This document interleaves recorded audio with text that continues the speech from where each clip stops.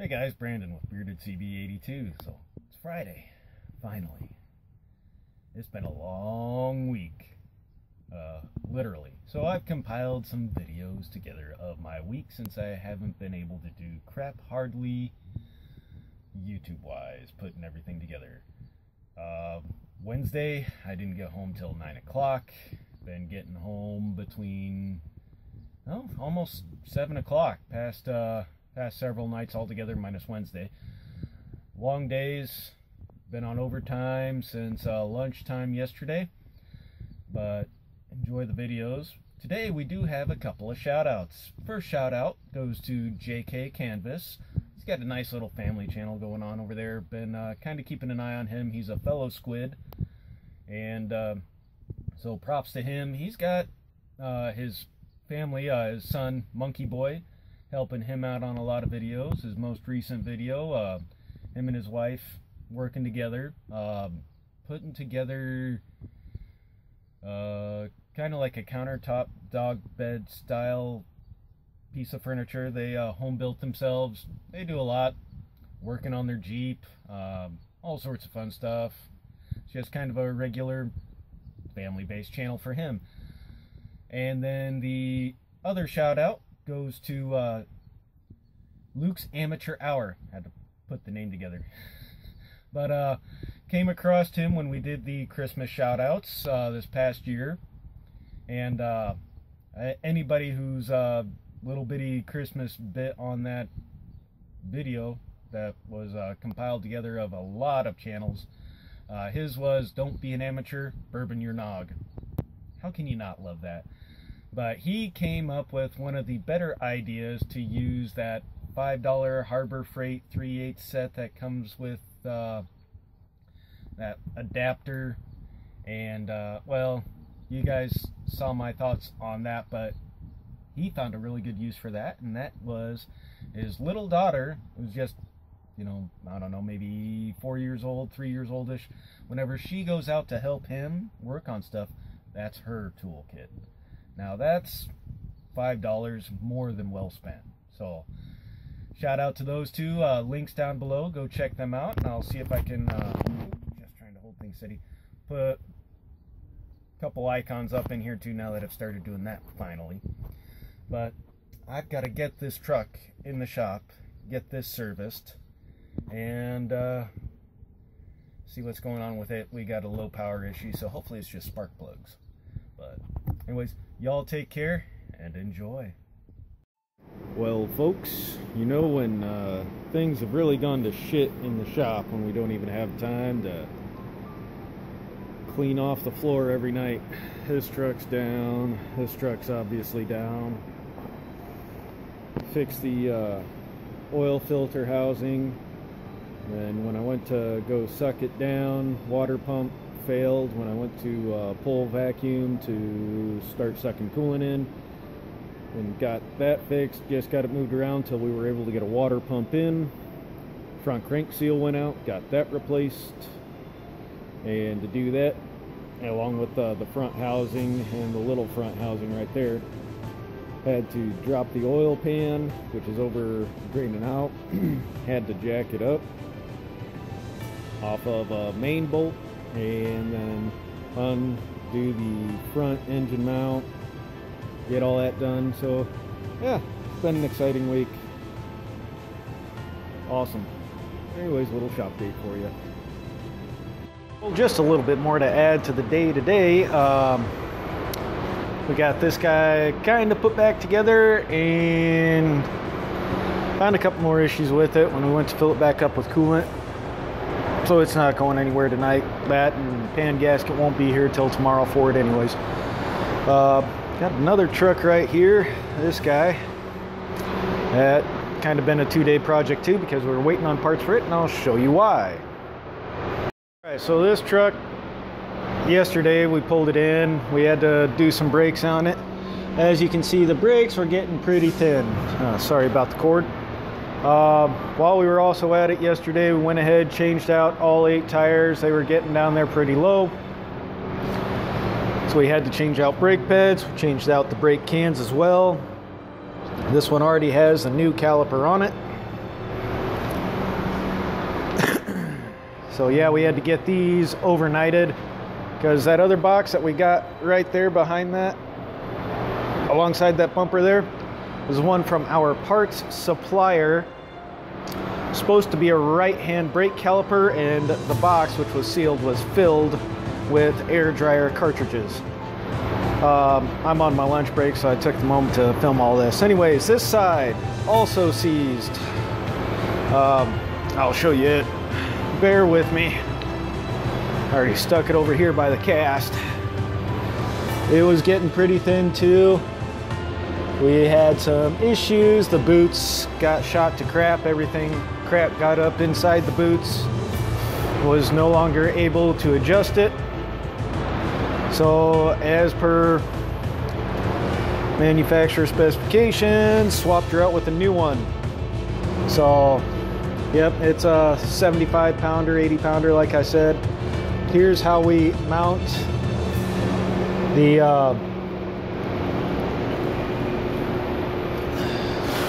brake can up to it, which was nice. Everything was pretty much already done, so just had to unbolt the old one, which was snugged up, still caged. We just left it parked, do not use overnight. Got brand new brake pads on it. As for the kit, so both side, brand new calipers, brand new pads, new cans all the way around, new tires the whole way around. So hopefully shouldn't have any issues with this guy. It went up for other repairs up in to our Wisconsin shop because we don't have a transmission jack here to do the heavy repairs like that. And they were gonna, well, they were supposed to do the tires and brakes up there. However, that did not happen. The reason why that didn't happen is me and the other guy found out today that 3 out of their 4 mechanics that they have up there, plus they have a wash guy, but the 3 of their mechanics have been trucking for them for the past couple weeks. So they've had one guy working in the shop. I know we're short on drivers. I didn't know they were that short up there as well. So they've got one guy just trying to keep trucks alive. Me and the other guy here, my other guy that turns wrench with, he actually had to go and do a run on Sunday. So, yep, Friday's gonna be nothing but overtime for me because the hour's been working, 11 hours each day so far. Today's probably gonna be another one of those days. Come Thursday, he's already gonna be on overtime, so, you know, it is what it is. But, just thought I'd go ahead, show you the nice little bitty quagmire we've run into, and we've got another truck coming back from out east. Should be here in the morning, so we'll have to deal with that and get parts coming for that. If it's what we think it is, it should only be a few hours to get that thing up and running, hopefully. So in the meantime, this truck ain't going nowhere. Yeah, the place we ordered the pan gasket from had to get it coming from just a few hours away, but then they're like, oh, it won't be here till Monday. Awesome. So that's what I get to deal with. So our shop up north for a relay is going to send one back down to us, and we might be able to hopefully get that thing done tomorrow. Maybe. If not, that's going to be our priority for tomorrow. Why? Because, well, we can put off a service, just make sure things are running at this point, and you go from there because that's what you got to do sometimes. Anyways, I'm going to finish off the rest of my lunch break and get clocked back in. Later.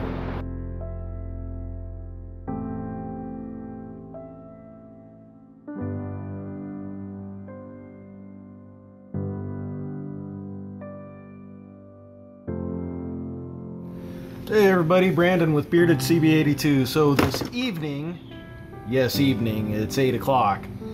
It's been a hell of a long day. Damn air compressor! Alright.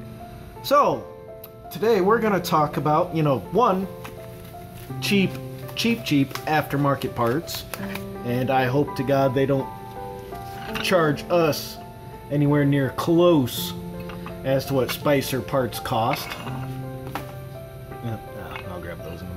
but also the Tiger Tool heavy duty U-joint puller.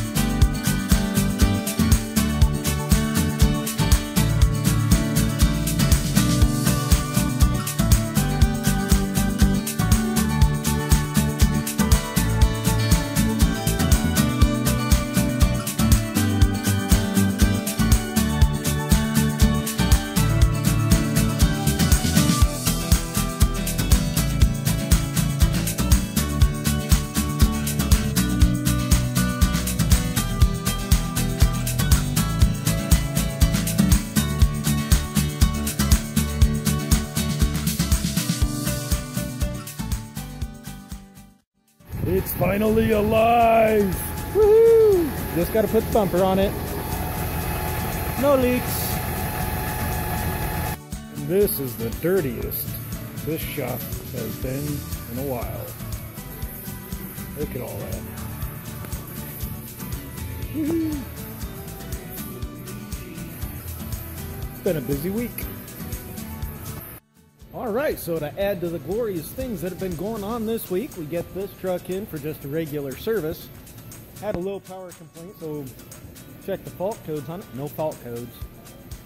Usually you get something either between a misfire or something going on with the turbo. Right there. We went ahead, checked the turbo. You just apply air to the actuator and watch the actuator move. Actuator seized. Now, we do have a turbo already on hand. And just in case, we do have an EGR cooler on hand as well, because sometimes things go hand in hand. But, other guy went to go grab a couple of gaskets and check on one of the test engine trucks that's over at Cummins. There was a part failure on that. They had to make a part for test engines. The other truck we don't have near as many issues as compared to the one that's in that particular truck. But anyways, I get a start by draining the coolant and then start disassembly while it's draining, pulling shit off. So we'll get this on the GoPro.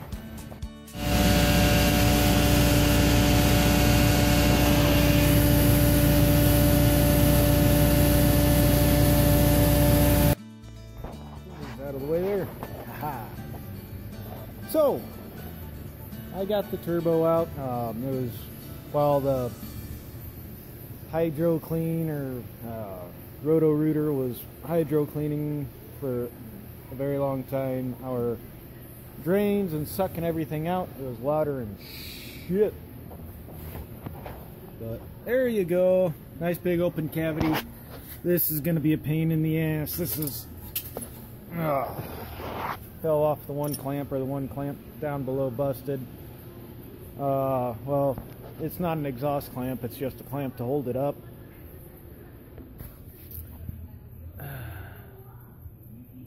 Oh, part of the bracket missing, probably from when they did the rear crank seal. Let's see if you guys can see. Is it right there?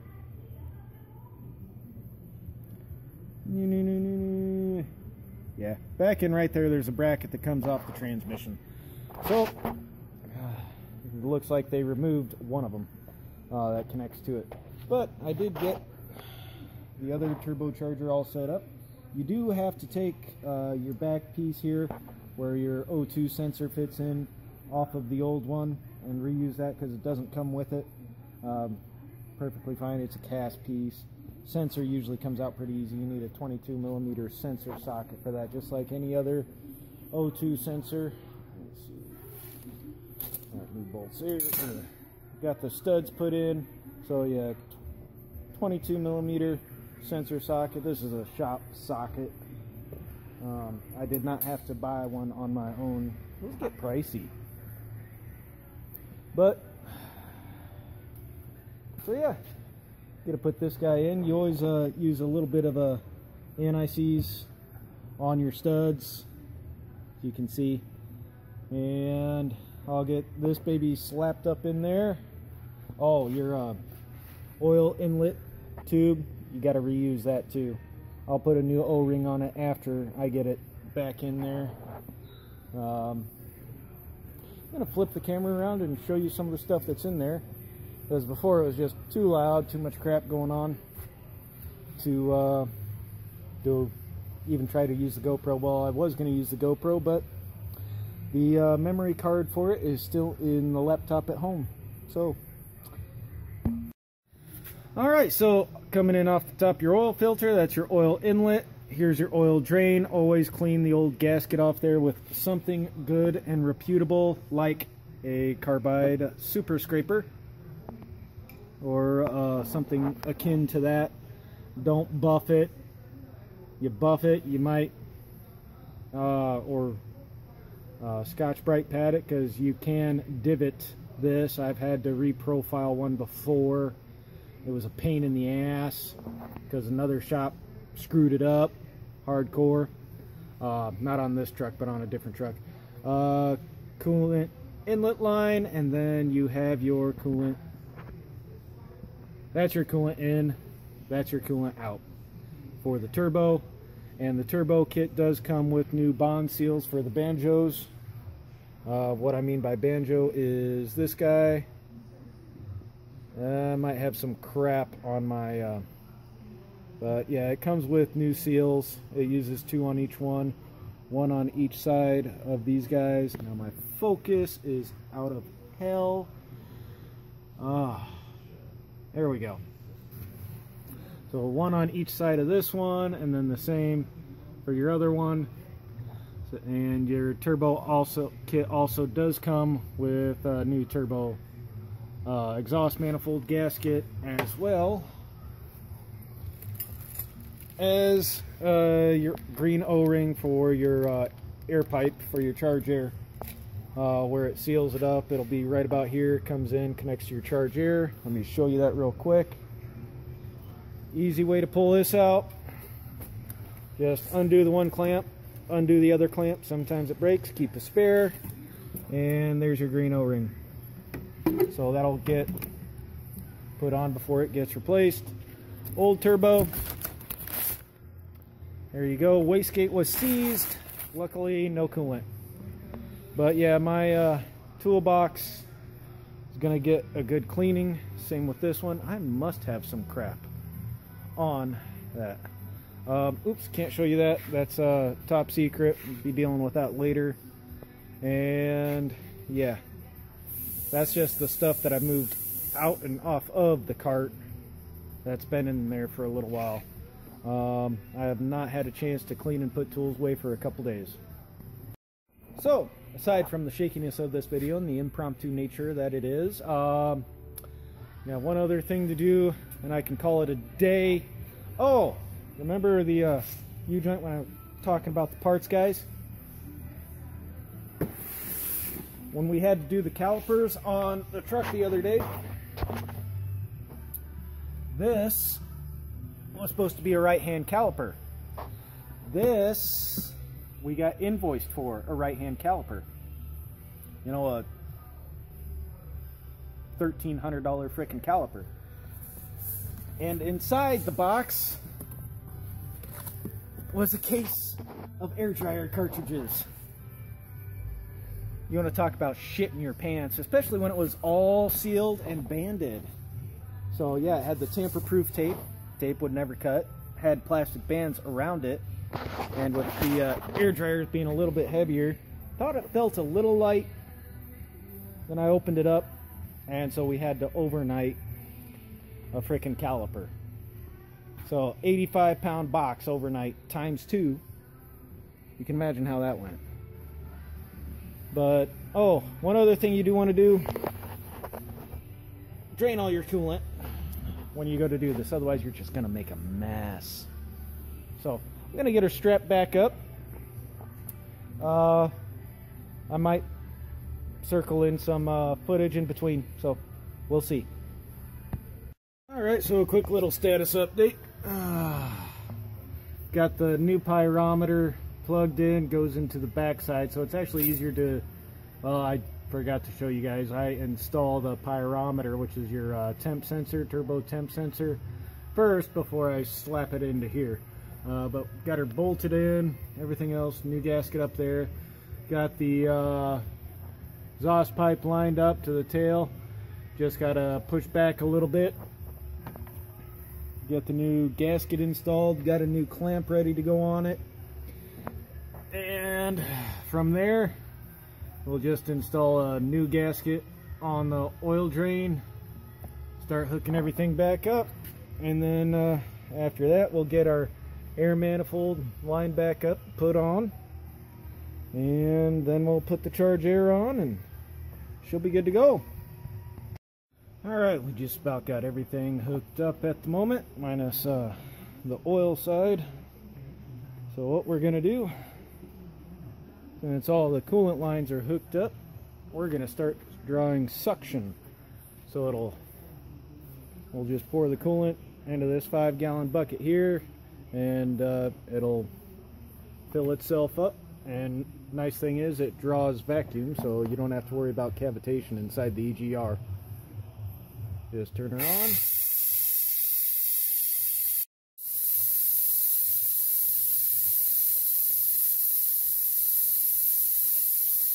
Alright, so while we've been drawing suction, we got her all back together.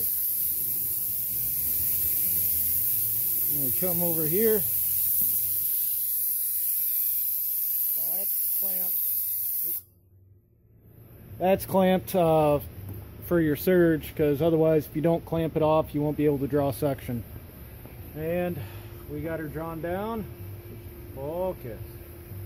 About 27 inches of mercury. Focus, you friggin'.